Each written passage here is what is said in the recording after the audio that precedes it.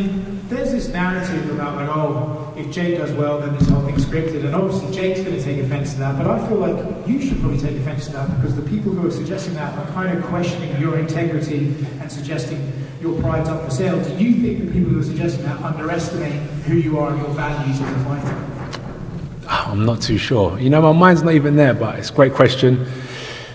That's the whole point of this fight. It creates conversation, barbershop conversations, taxi conversations, aeroplane conversations, and that's what we want. The more people talking about the fight, regardless of what it is that they're talking about, is a massive bonus. So for me, I'm not worried about what people think about the integrity side. I'm more worried about, are they talking? And as long as they are, I think we're doing a good job. They're definitely talking. Jake's ability as a boxer is kind of a hard one to gauge, right? Because he fights opponents that aren't your traditional boxing opponents in face of the point of his career. When you look at him and his ability, can you rank him compared to the guys that you have fought in your career? And where would you rank?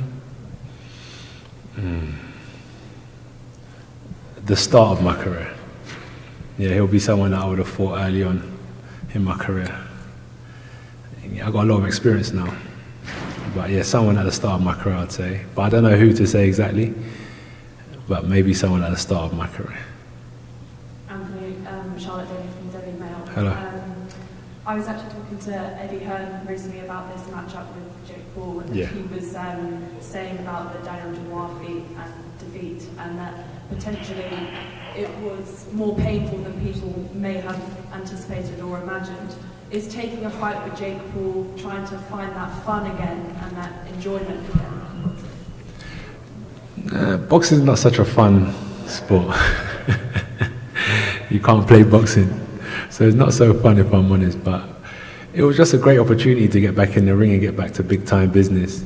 As your colleague said, or the person next to you was saying, people are talking about this fight, and that's the whole point of boxing, is to make big noise, be in big fights, and that's exactly what this opportunity brings. So it wasn't so much just for the aspect of let's get back, let's have a bit of fun. It was let's make some noise, let's get back at the front of the queue, at the front of the race, and show people why we are the leading fighters in the world, and with the best promotional team in the world and the best training team in the world. So yeah, we're at the front again, and December 19th will prove why. You said about being with the best training team in the world there. We saw you in the ring.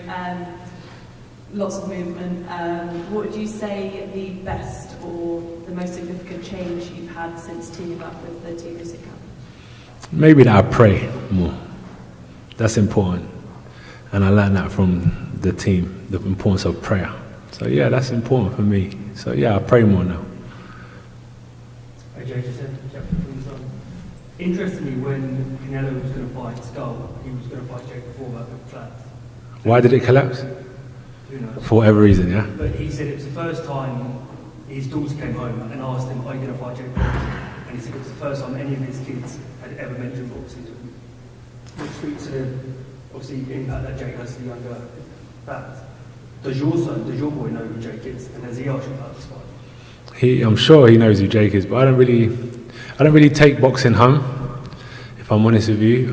He hasn't spoke about the fight. I haven't actually spoke to him about the fight. We talk about maths, the purpose of life. I talk to him about confidence, but I don't really talk to him about my career and stuff. Like, son, let me tell you about the jab I threw today in the gym, right? I was slipping this, and he'll be like, shut up, Dad. You know what I'm saying? So I don't really bother him with that talk, but I'm sure he knows. He likes gaming, but it's not a conversation that he brings up and never brought up, and he knows what I do way before Jake Paul. And even now, I find Jake Paul, he hasn't brought up the conversation, because I've never taken boxing past the front door, if I'm honest. Interestingly, I heard that Jake and you had a phone call. That's where this all started. Yeah, I'm managing myself in that, fighting, managing. Sometimes that is what it takes. Crawford and Spence did that. You've obviously spent so many years going back and forth with Tyson Fury. Would it not? Is that the way it would take? I've spoken to Tyson before. Me and Tyson, I actually signed to fight Tyson. I think it was actually around the time I defended the first. Well, not defended, but I put my belts up to fight Usyk. I was supposed to fight Tyson Fury. Correct, yeah? And then Fury had his issues with Wilder and their contractual issues, so they fought a third time. But I've been in a position to fight Fury a number of times, yeah. But if you and Jake can be on the phone sort of fight, do you have hope that maybe you and Tyson can be into that? of course, there's hope, especially when you're talking about doing big time boxing. And Jake's showcasing, you know, it can be done. So, and I'm showcasing it can be done. Like, we've been in mega fights time and time again. This ain't our first rodeo. We're back again, big time boxing. I just feel like it takes two to tango, and I'm on the dance floor. I'm just looking for a dance partner. AJ, right here, Jose with MMA Fighting. I'm just curious, you spoke about it a bit, but Jake brings a different fan base, like it's a very young fan base. Yeah, he does, on yeah. Netflix. They might discover you for the first time because you're fighting Jake. So has this whole fight week and just kind of experience just felt much different from like all the other fight weeks you've had? Not necessarily, if I'm going to be honest with you. You remember, we've done like, what have we done? We've done unifications, heavyweight title fights, Saudi, America, second time here, Wembley, Cardiff, Tottenham. They've been big. So this is just like another day at the office, but it's good. Listen, the focus is to win. My focus is to focus on training. I'm not spending my time. I don't see what's going on. I just train. So yeah, you got to look at it from a fighter's point of view. I'm just training and focusing on the fight. Yeah. You're with MMA Junkie. On paper, this fight is supposed to be a huge mismatch, right? You're like a huge favorite. So wondering, sometimes when we see those big discrepancies in skill, sometimes the better fighter carries the other fighter, or maybe goes a little easier. Is there any part of you that maybe thinks that way, or are you going in there with Zero part of me. And it's not even that, it's Jake.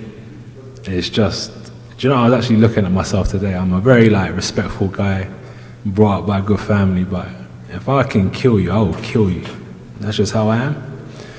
And this is just the job I do, so let's go. AJ, hi, Cal Sanchez, BBC Sport. Joe Gallagher said something interesting to me. He said boxing purists, the hardcore fans, they'll have the stopwatch out from the moment that first bell rings. Yeah. They'll expect you to finish this in super quick time. Mm-hmm. And you blocked out outside noise throughout your career.